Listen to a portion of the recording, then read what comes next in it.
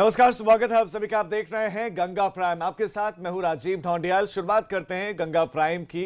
सबसे पहले बड़ी खबर, मुहर्रम को लेकर कल्वे जवाद का प्रदर्शन खत्म हो गया। मुहर्रम की समस्या पर गृह सचिव से बात हुई है और 2.25 महीने तक मुहर्रम की व्यवस्था पर नजर होगी। सभी उलेमा अपने जिले में अफसरों के साथ मुलाकात करेंगे। घरों में ताजिए रखने और आजादारी पर भी प्रतिबंध नहीं है। तो शिया धर्मगुरु मौलाना कल्वे जवाद नकवी ने शनिवार देर रात को लखनऊ के इमामबाड़ा में धरना प्रदर्शन शुरू किया था, उसको अब खत्म करने का ऐलान कर भी दिया गया है। और उनका ये कहना है कि योगी सरकार ने उनकी मांगे मान ली हैं और उनको इजाजत दे दी गई है ताजिए रखने की, आजादारी की, लिहाजा अपना प्रदर्शन वो खत्म कर रहे हैं।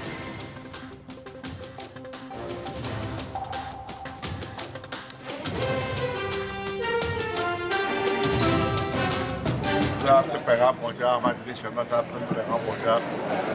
उन्होंने काफ़ी मदद की और जो यहाँ आखिर में योगी जी ने जो होम सेक्रेटरी भगत साहब ने उनको अपॉइंट किया, खड़े करें तो योगी जी से हमारे जाके हम लोग मिले, जाके उनसे भगत जी से मिले, उनके पास बैठे और इनके सामने जितने भी जिलों के डीएम और जितने भी एसएसपी थे, इनके सामने सबको भगत जी ने खुद फोन किया कि घरों की आज़ादारी में कोई रुकावट न डाली जाए, ताजिए उसी तरह रखे जाए, मामातों मस्जिद में कोई रुकावट न डाली जाए और घरों के अंदर ताजिएदारी मना नहीं है, वो ताजिए रखे जाएंगे।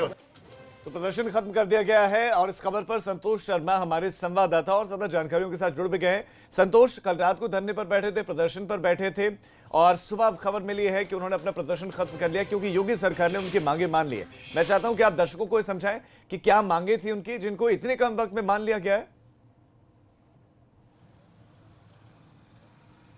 देखिए, कल शिया धर्मगुरु कल्वे जवाद अपने समर्थकों के साथ लखनऊ के ऐतिहासिक इमामबाड़े पर बैठ गए थे धरने पर। उनकी मांगे थी कि उत्तर प्रदेश के तमाम शहरों से इस तरह की खबरें आ रही, चाहे वो प्रयागराज हो, बलिया हो, कि लोगों को घरों में ताजिए रखने पर प्रतिबंध लगाया जा रहा है, उनको नोटिस दिया जा रहा है।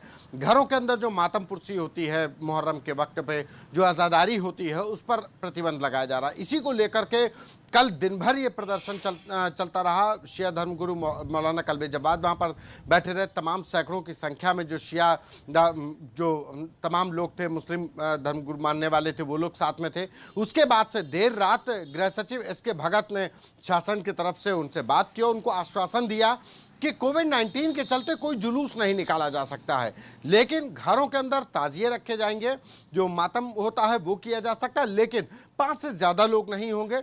कोविड-19 के चलते जो भी जो दिशा निर्देश हैं भारत सरकार के, उसका पालन कराया जाएगा।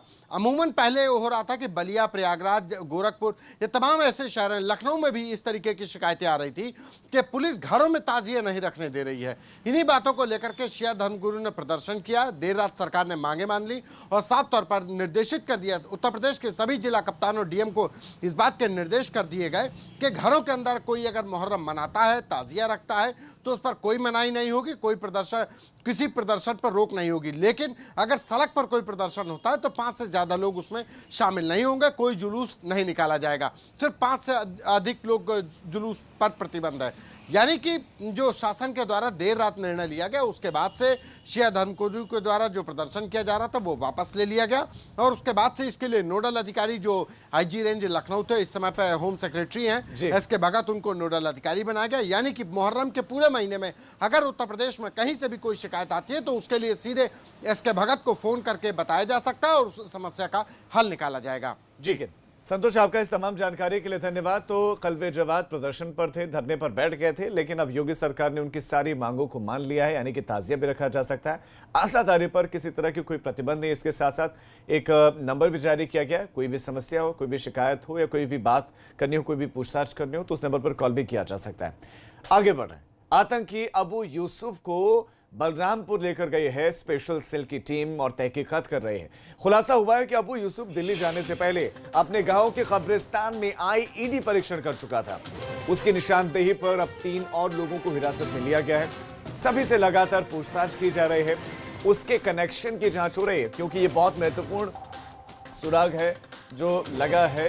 ये अबू यूसुफ अब इसके जरिए इसने और कितने लोगों को बरगलाया है, या कौन कौन लोग इसमें शामिल है, या अकेले प्रेरित हुआ या कोई और नेटवर्क भी है, सर के बहुत सारे सवाल हैं। और ज्यादा अपडेट्स के साथ हमारे संवाददाता संतोष हमारे साथ जुड़ गए हैं।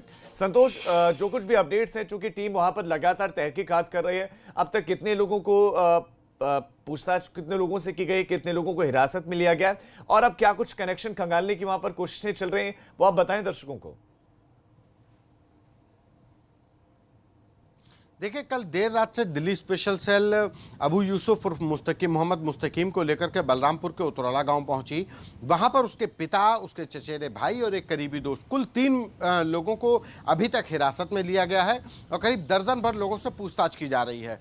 कब्रिस्तान में जहां पर अबू यूसुफ ने उस आईडी का परीक्षण किया था, ट्रायल किया था, धमाका किया था, उससे चेक किया था कि अगर वो जो परीक्षण किया जा रहा है वो कितना विस्फोटक होगा, कितनी आवाज़ होगी, कितना नुकसान पहुंचाया जा सकता है, इस बात का परीक्षण उसने किया था। लिहाजा कब्रिस्तान जिस कमेटी के अधीन है, इंतज़ामिया कमेटी, उनके लोगों से पूछताछ की जा रही है। वहीं दूसरी ओर जिन लोगों से अबू यूसुफ मिल रहा था, जो ज़्यादा उनके संपर्क में थे, खास करके व्हाट्सएप के जरिए वो ज़्यादा बात कर रहा था, उनसे पूछताछ की जा रही है। हालांकि किसी की गिरफ्तारी की अभी दिल्ली स्पेशल सेल ने पुष्टि नहीं की है, लेकिन इतना ज़रूर है कि अबू यूसुफ के पिता, उसका चचेरा भाई और उसका एक करीबी दोस्त, कुल मिलाकर 3 लोग अभी भी पुलिस की हिरासत में दिल्ली स्पेशल सेल। संतोष, चूंकि इस पूरे मामले में जब से अबू यूसुफ पकड़ा गया है, बहुत सारे खुलासे हैं, बहुत सारी चीजें पता चली हैं कि कैसे आईएसआईएस से प्रेरित था। बताया जा रहा है कि अफगानिस्तान के साथ, अफगानिस्तान में भी कुछ इसके लोग हैं, उनके साथ भी कांटेक्ट में था। कब से ये आईएसआईएस के साथ जुड़ा, ये कब से प्रेरित होना ये शुरू हुआ, ये क्या इसके बारे में इसने बताया है कि क्या ये गया अभी तक कभी ट्रेनिंग लेने के लिए देश से बाहर? देखिए, ये देश से बाहर गया है, लेकिन खाड़ी देशों में अमूमन जैसे मुस्लिम युवक जाते हैं नौकरी के लिए, वैसे गया था। और वहीं पर इसका संपर्क कुछ आईएसआईएस के हैंडलर्स से हुआ, वहां से इसने बातचीत करना शुरू किया। और उसके बाद जब ये वापस आ गया और उतरौला में इसने कॉस्मेटिक की दुकान खोल ली अपने परिवार के जीवन यापन के लिए। इसकी पत्नी और 4 बच्चे हैं, उनके लिए उसने दुकान खोली, वहीं दुकान से अपनी रोजी रोटी चला रहा था। लेकिन इसके बावजूद वो आईएसआईएस के उन लोगों के संपर्क में था जो वहाँ पे सीरिया में जो व्यक्ति मारा गया एयर अटैक के जरिए, उसके बाद से वो पाकिस्तान में बैठे एक व्यक्ति के जरिए आईएसआईएस के हैंडलर के सीधे संपर्क में आया। अबू हुजवा नाम का व्यक्ति था जिसके संपर्क में आया, उससे बात कर रहा था व्हाट्सएप के जरिए ही। और वही वो शख्स था जिसने इसको एलोन वुल्फ, यानी कि अकेले पूरे ऑपरेशन को अंजाम देने के लायक बनाया, जिसको इसको प्रेरित किया, इसको ट्रेनिंग दी, कैसे आईडी बनाई जाएगी, कैसे दुकानों से सामान को खरीद करके बनाया जाएगा। ये तमाम ऐसी ट्रेनिंग सोशल मीडिया के जरिए इसको इंस्ट्रक्शन दिए जाते हैं। बहुत जल्दी से, बहुत पाकिस्तान में बैठा मैं आपसे जानना चाहता हूं, हैंडलर, क्या इसको अब पछतावा हो रहा है कि इसने जो कुछ किया था, संपर्क कर रहा था? बिल्कुल संतोष, मैं आपको रोकना चाहूंगा, आपके पास लौटूंगा। एक बड़ी खबर मिल रही है कि पाकिस्तान से भी किसी के संपर्क में था ये आतंकी सूत्र, इस वक्त जानकारी दे रहे हैं। बड़ी खबर इस वक्त आपको दे दें, ये पाकिस्तान से भी संपर्क में था। संतोष, पाकिस्तान के साथ संपर्क में था, कुछ और देशों के साथ संपर्क में था, ये चीजें निकल कर आ पा रही हैं, लेकिन क्या पछतावा हो रहा है इसको, किसी बात का मलाल है, या फिर किस तरीके से अपने इस कृत्य को देख रहा है ये?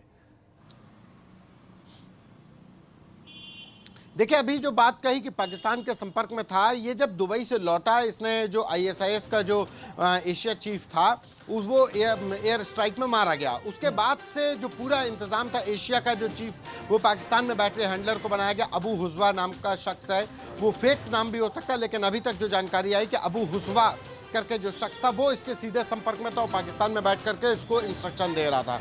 पहली बात। दूसरी बात, इसके पछतावे की, तो वो भी इसको बारे में पूछताछ की जा रही है। इतना ज़रूर है कि जब इसको दिल्ली स्पेशल सेल ने अपने टिप ऑफ पर इसको उठाया, इससे पूछताछ की, तो इसने बरगलाने की कोशिश की। इसने ज़रूर कहा कि ये इस्लाम की किताबें पढ़ता है, जो वहाँ खाड़ी देशों से जो लोग प्रीचिंग्स आती हैं, इस्लाम की जो शिक्षा आती है, उनको पढ़ता है, लेकिन इसने किसी आतंकवादी गतिविधि में शामिल होने से इनकार किया। लेकिन जब सबूत दिखाए गए कि आप इस तरीके से एलोन वुल्फ के ऑपरेशन में अंजाम दे रहे थे, आईडी तैयार किया जा रहा था, जो इसका व्हाट्सएप चैट था, जो तमाम अन्य खुफिया एजेंसियों के द्वारा जो इनपुट दिए गए दिल्ली स्पेशल सेल को, उसके बाद से इसने तमाम कबूलनामे किए। उसी के बाद से दिल्ली स्पेशल सेल रातों रात इसको लेकर के बलरामपुर उतरौला पहुंची, तो उस जगह का निरीक्षण किया जहां पर उस कब्रिस्तान का निरीक्षण किया। संतोष, आप इस खबर पर नजर बनाए रखिए, हम आपके पास आगे भी अपडेट्स के लिए आते रहेंगे। फिलहाल आपका तमाम जानकारी के लिए धन्यवाद। 3 लोगों को हिरासत में लिया गया, जिसमें इसके पिता को, इसके चचेरे भाई को और इसके करीबी दोस्त को हिरासत में लिया गया है। बताया जा रहा है कि इस्लाम की किताबें पढ़ता था, ऐसा ये जो है पूछताछ में बता रहा है, लेकिन वाकई में इसने इस्लाम को पढ़ा होता तो शायद ये आतंकवाद की राह पर आगे नहीं बढ़ता। आगे बढ़ रहे आगरा का रुख कर लेते हैं। पुलिस और बदमाशों के बीच आगरा में मुठभेड़ हुई है, जिसमें 9 बदमाशों को गिरफ्तार किया गया है। एक साथ बड़ी कामयाबी आगरा में पुलिस को मिली है, 9 बदमाश गिरफ्तार किए गए हैं। बड़ी खबर इस वक्त आगरा से, एक बदमाश और एक दरोगा भी इस मुठभेड़ में घायल हुए, जबकि 9 लोगों को गिरफ्तार किया गया। 9 बदमाश गिरफ्तार किए गए और इन बदमाशों के पास से 10 किलो चांदी, तमंचे और वाहन बरामद किया गया है। 10 किलो चांदी के साथ ये 9 गिरफ्तारियां हुई हैं। आगरा में शाहगंज में चांदी लूट का खुलासा हो गया है। जो चांदी लूट का मामला था, उस मामले में खुलासा हुआ है, चांदी जो लूटी गई थी बरामद कर ली गई है। 10 किलो चांदी लूटी गई थी, बरामद कर लिए गए हैं। बड़ी खबर इस वक्त आपको दे रहे हैं आगरा से। मुठभेड़ हुई है, मुठभेड़ के बाद ये गिरफ्तारियां हुई हैं। हालांकि इसमें एक दरोगा जख्मी हुए हैं, बदमाश भी घायल हुआ है। कुल 9 गिरफ्तारियां हुई हैं। बड़ी कामयाबी मिली है आगरा में पुलिस को। बड़ी खबर इस वक्त, शाहगंज में चांदी लूट का खुलासा हो गया है। पुलिस और बदमाशों की मुठभेड़ के बाद ये शातिर चोर पकड़ लिए गए। 9 बदमाशों को गिरफ्तार करने में कामयाबी मिली है पुलिस को।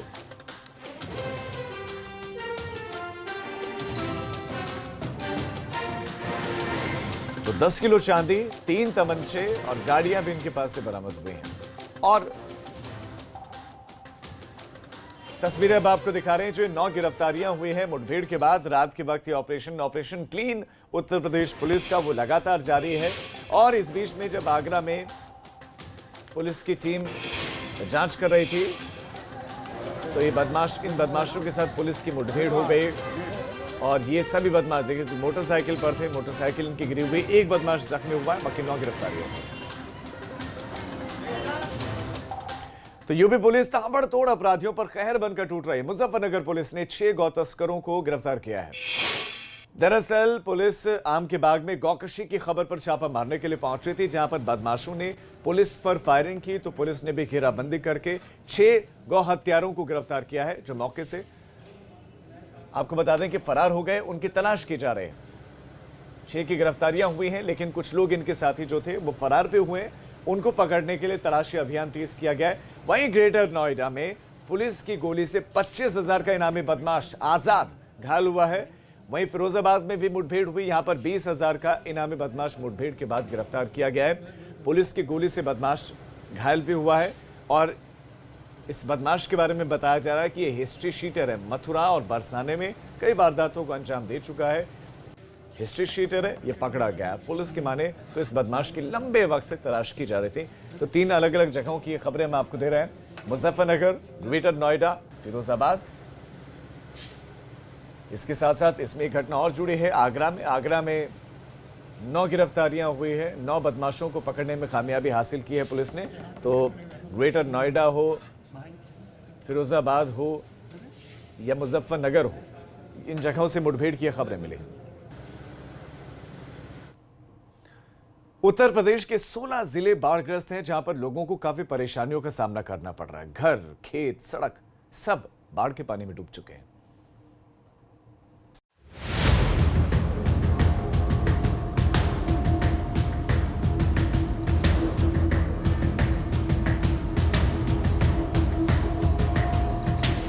हर तरफ पानी ही पानी, नदियां भी उफान पर हैं। गांव के गांव बाढ़ के पानी में डूब गए। न घर बचा है, न खेत और न ही सड़कें। इस दौरान आने जाने के लिए एकमात्र सहारा नाव है, वो भी सबको उपलब्ध नहीं। पानी की धारा तो ऐसी जो मानो सबको बहा ले जाए। जहां बाढ़ का खतरा कम हुआ है, वहां कटान भी ऐसी कि सब कुछ काटने पर उतारू है।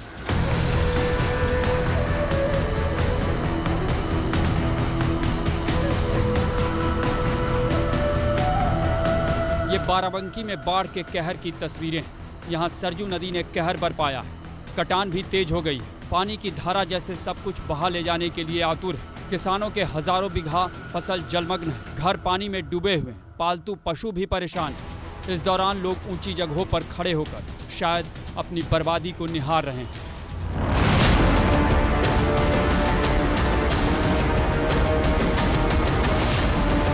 बाढ़ की ये तस्वीरें मुरादाबाद की हैं।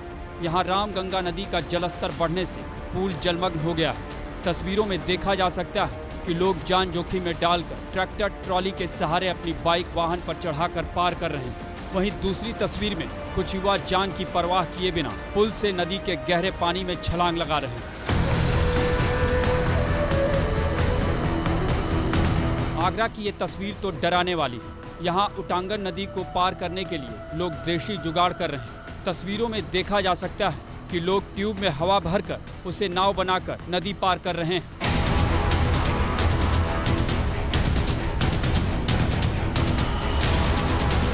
वहीं बहराइच की 4 तहसीलों में भी बाढ़ के हालात गंभीर हैं। यहाँ सरयू नदी का पानी कई गांवों में घुस चुका है। एल्गिन ब्रिज पर ये खतरे के निशान से ऊपर बह रहा है। इसकी लहरें तो मानो खौफ पैदा कर रही हैं।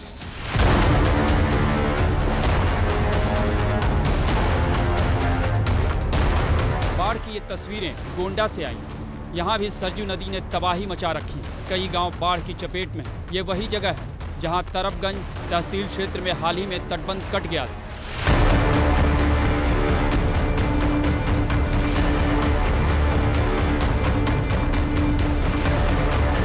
ये कानपुर में गंगा नदी के उफान की तस्वीरें हैं। यहाँ गंगा का जलस्तर चेतावनी बिंदु के करीब पहुँच गया है, यानी किनारे के गांव और शहर दोनों ही क्षेत्रों में बाढ़ का खतरा बढ़ गया है। पहाड़ी क्षेत्रों में हो रही जमकर बारिश का असर अब मैदानी क्षेत्रों में दिखने लगा है और यही वजह है कि अगर बात कानपुर की जाए तो कानपुर में भी जो गंगा नदी का जलस्तर है वो काफ़ी तेज़ी से बढ़ रहा है। तो हम इस वक्त गंगा बैराज में मौजूद हैं और यहाँ पर आपको तस्वीरें दिखाएंगे तो आप अंदाज़ा लगा सकते हैं कि पानी का बहाव जो है वो किस कदर तेज़ वेग से बह रहा है। और जो सामने की तस्वीरें हैं उसको देखकर आप समझ सकते हैं कि जहाँ भी आपकी नज़र जाएगी सिर्फ और सिर्फ आपको पानी ही पानी नज़र आएगा।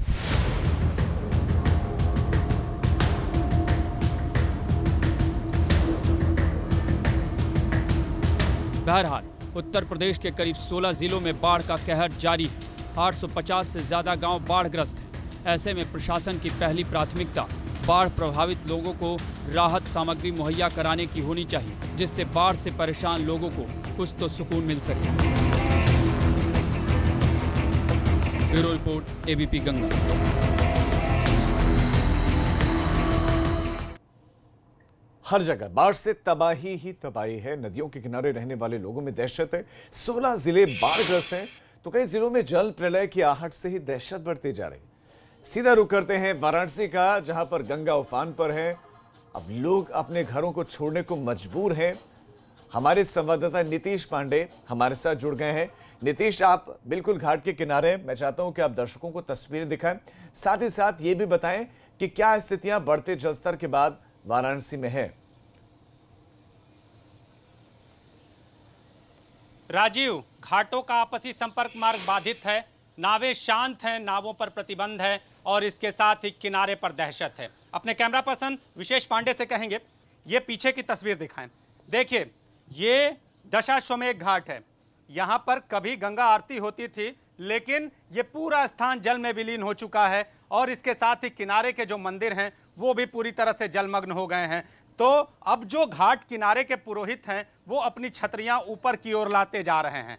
स्थिति ये है कि कहीं भी किसी को भी किसी तरह की राहत नहीं मिल रही। हर ओर गंगा का जल और उस जल से बढ़ती हुई दहशत। आपको बता दें, मिर्जापुर, गाजीपुर, बलिया, वाराणसी, इन सारे जगहों पर गंगा का जलस्तर अपने उफान पर है। किनारे पर दहशत है। लोग कहीं ना कहीं, जो किनारे के लोग हैं वो पलायन करने की स्थिति में अब आ रहे हैं। गंगा की बात करें तो वो तो बढ़ ही रही है। सहायक नदी वरुणा बनारस में वो भी अब बढ़ना शुरू हो गई है, लिहाजा वरुणा किनारे भी काफ़ी दिक्कतें होने वाली हैं। आपको बता दें राजीव कि वरुणा किनारे का जो इलाका है वहाँ पर ज़्यादातर बुनकर आबादी रहती है और जिस स्थिति में, जिस तरह से लॉकडाउन चला है, जिस स्थिति में रहे हैं बुनकर, ऐसे में अब आने वाले दिन काफ़ी दोभर हो सकते हैं। अब जैसा कि आपने पूछा कि बनारस की स्थिति क्या होती है, तो बाढ़ के दिनों में बनारस त्राहि त्राहि करता है।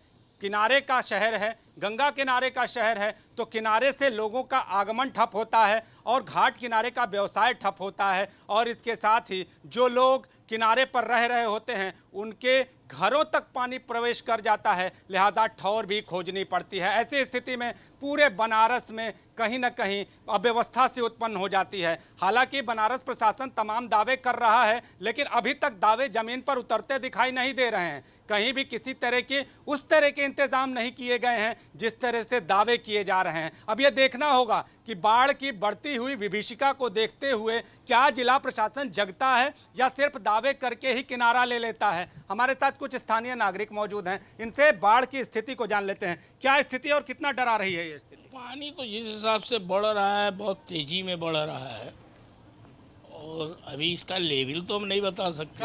काशी को कितना डराती है बाढ़, कितना डराता है ये जलस्तर बढ़ता हुआ? जब जल स्तर बढ़ता है तो पूरी घाट की बंद हो जाती है आवाजाही और घाट किनारे रहने वालों को परेशानी तो होता ही है, चाहे वो पंडा हो चाहे कोई हो। राजीव, जो यहाँ के पुरोहित हैं, जो यहाँ के नाविक हैं, पूरे लॉकडाउन में ये लोग बेरोजगार रहे और अब चूंकि गंगा का जलस्तर बढ़ रहा है और ये जलस्तर सिर्फ चंद दिनों के लिए नहीं है बल्कि ये जलस्तर आने वाले 15 से 20-25 दिनों तक ये जलस्तर बढ़ेगा ही बढ़ेगा। तो वो 25 दिन कैसे कटेंगे, वो 25 दिन कितने